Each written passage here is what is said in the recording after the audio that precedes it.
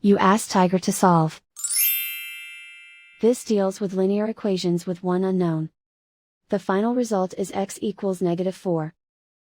Let's solve it step by step. Group all constants on the right side of the equation. Subtract 55 from both sides. Simplify the arithmetic.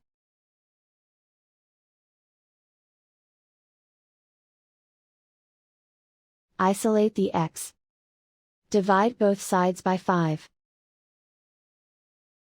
Simplify the fraction. Find the greatest common factor of the numerator and denominator.